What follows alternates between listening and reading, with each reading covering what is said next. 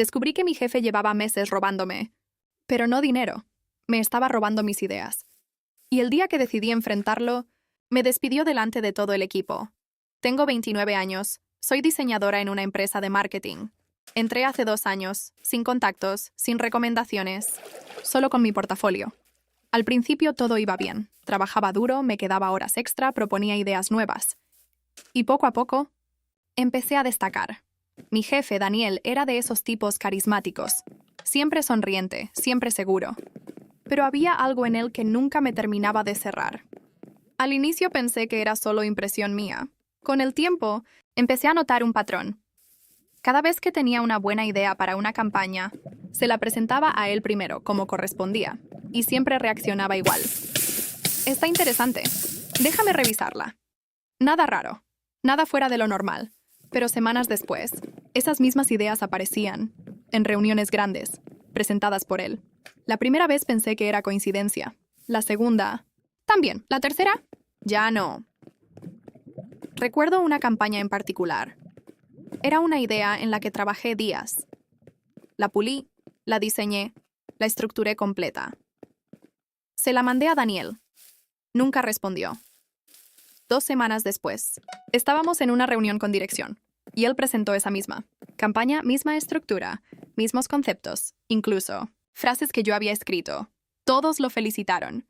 Le dijeron que era brillante, que era justo lo que necesitaban, y yo estaba ahí, sentada, en silencio, escuchando cómo alguien más se llevaba el crédito de algo que yo había creado. Al final de la reunión, me acerqué, le dije, esa idea era mía, y él me miró. Sonrió y dijo, trabajamos en equipo, ¿no? Ahí fue cuando entendí que esto no era casualidad. Después de eso, intenté convencerme de que no era tan grave, que tal vez estaba exagerando, que así funcionaban las cosas en empresas grandes. Pero en el fondo, sabía que no. Empecé a prestar más atención, a guardar correos, a revisar fechas, a comparar lo que yo enviaba con lo que él presentaba. Y mientras más miraba, peor se veía todo. Había ideas que yo había mandado por correo semanas antes, que luego aparecían en presentaciones suyas. Cambios mínimos, una palabra distinta, un color diferente. Pero la base era mía. Lo más frustrante no era solo eso, era cómo lo hacía. Nunca me excluía del todo, nunca decía esto es mío, pero tampoco decía que era mío. Simplemente hablaba como si las ideas hubieran aparecido, como si fueran producto del equipo, pero siempre terminaban reforzando su imagen. Y poco a poco empecé a notar algo más. Cuando yo proponía ideas en reuniones, él las ignoraba. Decía cosas como, sí, lo vemos luego.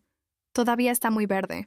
Pero días después, esas mismas ideas volvían, dichas por él. Y esta vez, todos las escuchaban. Era como si mi voz no valiera hasta que salía de su boca. Intenté cambiar de estrategia. Empecé a mandar todo por correo con fechas claras, detalles.archivos, adjuntos. Incluso empecé a incluir a más personas en copia para que quedara registro.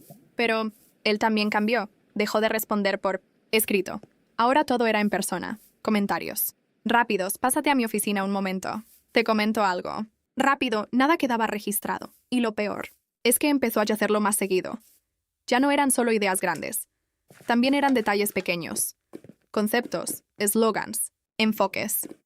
Era constante, silencioso, difícil de probar. Empecé a dudar de mí misma.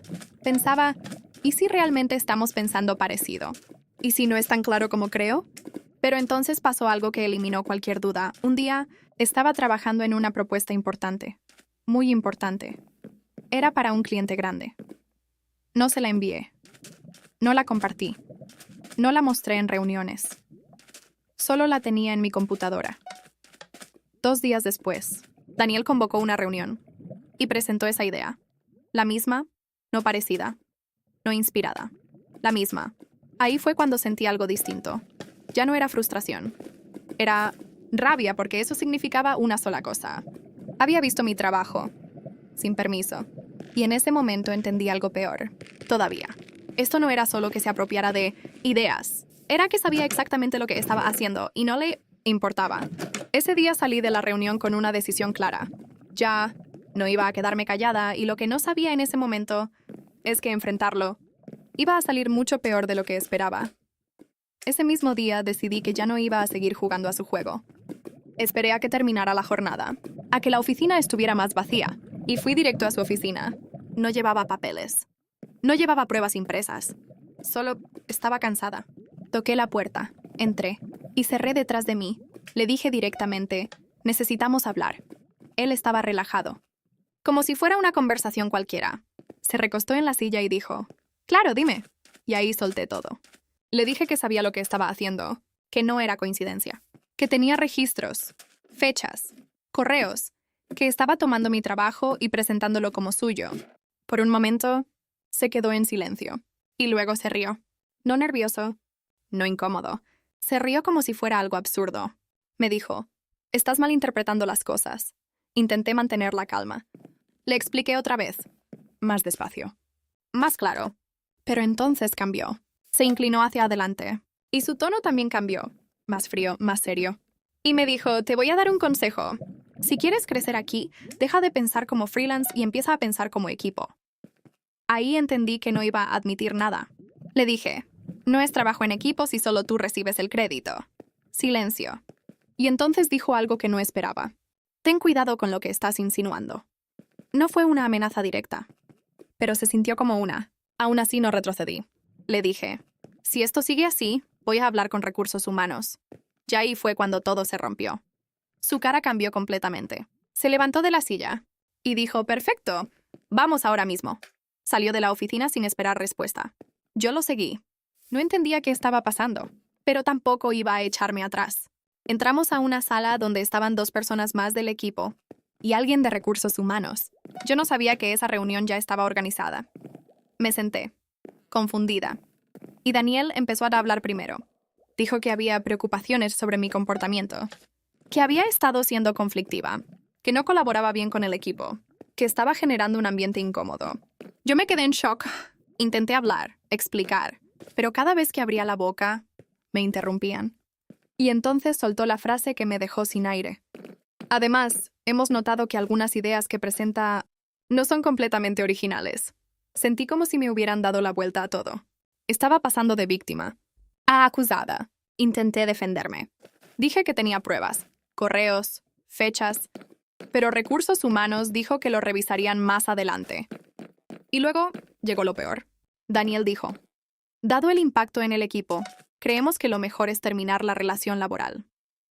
Así, sin aviso, sin proceso, ahí mismo, frente a todos. Me quedé en silencio. No porque estuviera de acuerdo, sino porque no podía procesarlo. Recogí mis cosas esa misma tarde, sin despedidas, sin explicaciones. Mientras salía de la oficina, sentía algo muy claro. Esto no se había terminado. Y no iba a dejarlo así. Salí de esa oficina y no sentí rabia al principio. Sentí vacío, como si todo lo que había construido en esos 2 años simplemente desapareciera. Llegué a mi casa y no hice nada. Ni lloré, ni hablé con nadie. Solo me senté y me quedé mirando la pantalla del computador, porque una parte de mí todavía pensaba, tal vez sí hice algo mal. Eso fue lo peor. No solo había perdido mi trabajo, también estaba empezando a dudar de mí misma. Esa noche no dormí. Me puse a revisar todo. Correos, archivos, versiones de proyectos. Y ahí fue cuando empecé a ver todo con más claridad. No era solo 1 o 2 ideas. Eran muchas. Demasiadas para ser coincidencia. Había patrones. Fechas que coincidían perfectamente. Momentos en los que yo enviaba algo, y días después él lo presentaba. Y lo más importante, yo tenía pruebas. No perfectas. No suficientes para algo legal. En ese momento. Pero sí suficientes para saber que no estaba loca. Al día siguiente, empecé a recibir mensajes. Compañeros de trabajo. Algunos solo decían cosas como, lo siento mucho. ¡Qué mala situación! Pero otros fueron distintos. Uno de ellos me escribió algo que me dejó pensando, no eres la primera. Le pedí que me explicara. Y me dijo que ya había pasado antes, con otra chica del equipo, que también tenía buenas ideas, que también empezó a destacar. Y que de repente desapareció, sin explicación clara. Eso me hizo sentir algo diferente. Ya no era solo algo personal, era un patrón. Y entonces entendí algo aún más importante. Si no hacía nada, iba a seguir pasando. Pasaron unos días. Intenté seguir con mi vida, buscar trabajo, actualizar mi portafolio, pero no podía soltarlo. No era solo el trabajo, era cómo había pasado, la forma en la que lo había manipulado todo. la forma en la que me había dejado como la problemática. Y entonces recibí un último mensaje, de alguien que no esperaba, un diseñador senior de la empresa, alguien que casi no hablaba con nadie. Solo decía, tengo algo que deberías ver. Adjuntó un archivo. Lo abrí, y ahí fue cuando todo cambió, porque no era solo una prueba, era algo mucho más grande. Abrí el archivo. Y al principio no entendí lo que estaba viendo. Era una carpeta, con nombres de proyectos, fechas, capturas. Y luego lo vi. No era solo mi trabajo. Eran trabajos de varias personas. Ideas, diseños, propuestas, todas con algo en común. Habían pasado por Daniel. Había comparaciones claras, versiones originales y versiones presentadas por él. Incluso había capturas de pantalla de mensajes, de otras personas que también sospechaban lo mismo. Ahí fue cuando entendí la magnitud de todo. Esto no era algo aislado. Era un sistema. El diseñador que me envió eso me escribió. No dije nada antes, pero lo que te hizo fue demasiado. Me dijo que llevaba tiempo guardando eso, pero que nunca se atrevió a usarlo, porque tenía miedo. Y honestamente, lo entendía. Pero en ese momento yo ya no tenía nada que perder. Podía dejarlo así, seguir adelante, buscar otro trabajo y olvidarme de todo. O podía hacer algo. Y no fue una decisión fácil, porque implicaba exponerse, meterse en problemas, arriesgar mi reputación aún más. Pero también sabía algo. Si no hacía nada, él iba a seguir. Así que tomé todo ese material, lo ordené, lo revisé. Y pedí una reunión, no con él, con dirección. La reunión fue completamente distinta a la anterior. Esta vez, yo hablé primero. Mostré todo. Las comparaciones, las fechas, las coincidencias imposibles. Al principio estaban escépticos, pero mientras avanzaba, la actitud cambió. Se volvió serio. Muy serio. No dijeron mucho en ese momento, solo que lo iban a revisar. Pero esta vez, se sentía diferente. Pasaron unas semanas, y entonces me enteré. Daniel ya no trabajaba ahí. Sin anuncio, sin explicación pública. Solo desapareció. Nunca me contactaron oficialmente para decirme qué pasó. Pero una de las personas que estuvo en la reunión me dijo algo simple. Gracias por haber hablado. Conseguí otro trabajo tiempo después. Me va bien, estoy tranquila. Pero a veces pienso en todo eso. En lo fácil que habría sido simplemente seguir adelante y no hacer nada. Y en lo difícil que fue decidir enfrentarlo. No lo hice por venganza. Lo hice porque sabía que no era la única. Pero aún así, hay una parte de mí que se pregunta, ¿valió la pena meterse en todo eso? ¿O habría sido mejor simplemente irme y ya? No sé, ¿ustedes qué habrían hecho? Esta historia deja algo claro. A veces el problema no es solo que alguien te robe el crédito, sino que use su poder para hacerte dudar de ti misma. Ella pudo quedarse callada y seguir adelante, pero decidió hablar porque entendió que no era la única. Tal vez perdió su trabajo en el momento, pero también ayudó a que la verdad saliera a la luz. Ahora díganme ustedes, ¿hizo bien en enfrentarlo o debió simplemente irse y empezar de nuevo?